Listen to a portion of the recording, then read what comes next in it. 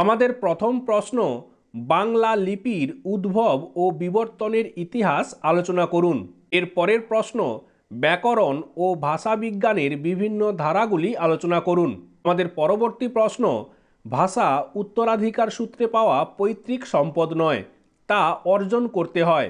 এরূপ উক্তির তাৎপর্য বুঝিয়ে লিখুন। বাকযন্ত্রের একটি ছবি এঁকে এর বিভিন্ন অঙ্গ প্রত্যঙ্গ নির্দেশ করুন। আমাদের পরের প্রশ্ন, ধ্বনি পরিবর্তনের কারণ এবং বিভিন্ন ধারাগুলি ব্যাখ্যা করুন।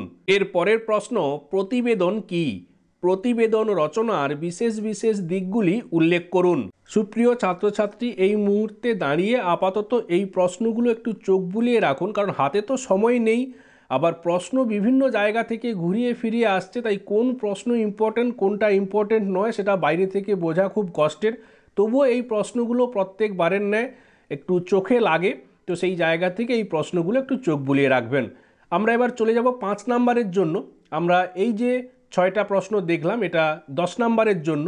এরপরে আমরা 5 নাম্বারের প্রশ্ন দেখব। আমাদের প্রথম প্রশ্ন, বাংলায় পুরুষ কয় প্রকার ও কি কি? প্রতিটির উদাহরণ দিয়ে বুঝিয়ে দিন। ভারতে প্রচলিত প্রাচীন ভাষা বংশগুলি সম্পর্কে আলোচনা করুন। আমাদের পরের প্রশ্ন, ব্রাহ্মী লিপি পদ্ধতির উদ্ভব বিষয়ে পণ্ডিতদের বিভিন্ন মতের আলোচনা করুন। এর পরের প্রশ্ন, শব্দার্থ পরিবর্তনের কারণসমূহ দৃষ্টান্ত সহ আলোচনা করুন। সম্পাদনার নীতিগুলি সংক্ষেপে আলোচনা করুন।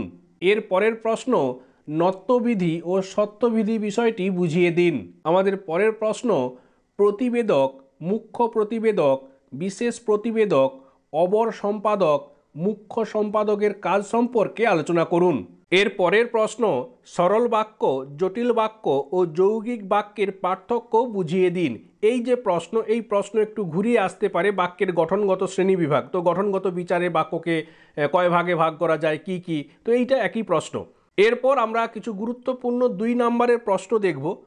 আমাদের প্রথম প্রশ্ন, ভাষার সংজ্ঞা দিন। এর পরের প্রশ্ন, এখানে কিছু গুরুত্বপূর্ণ টিকা কয়েক লাইনের জন্য আপনারা একটু চোখ বুলিয়ে রাখবেন, যেমন দ্রাবিড়ীয় ভাষাবংশ, অস্ট্রিক ভাষাবংশ, ভোটচিনীয় ভাষাবংশ, গ্রন্থিলিপি, মেসোপটেমীয় বানমুখ লিপি, চিত্রলিপি, অক্ষর লিপি, নাসিক্য ব্যঞ্জন, তাড়িত ব্যঞ্জন, নাসিক্যী ভবন, ঘোষী ভবন, অল্প প্রাণী ভবন, জোর কলম শব্দ এবং রিপোর্টাজ। এর পরের প্রশ্ন, অপিনিহিতি ও অভিশ্রুতির উদাহরণ সহ সংজ্ঞা দিন। এর পরের প্রশ্ন, অর্ধ সংবৃত ধ্বনি কাদের বলে? শিরোনাম রচনার গুরুত্ব কী?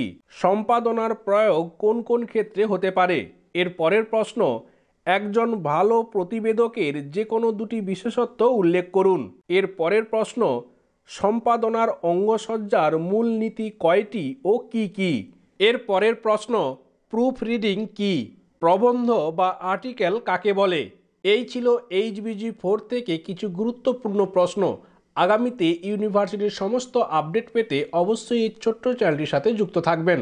আজকে তাহলে এখানেই শেষ করছি। আপনারা প্রত্যেকে ভালো থাকুন, সুস্থ থাকুন। আপনাদের প্রত্যেকের সুস্থতা কামনা করি।